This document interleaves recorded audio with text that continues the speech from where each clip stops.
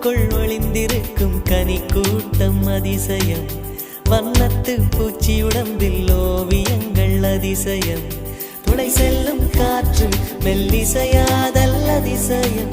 குருநாதர் இல்லாத குயில் பாட்டு அதிசயம். அதிசயமே அசந்து போகும் நீ எந்த அதிசயம். கல் தோன்றி மண் தோன்றி கடல் தோன்றும்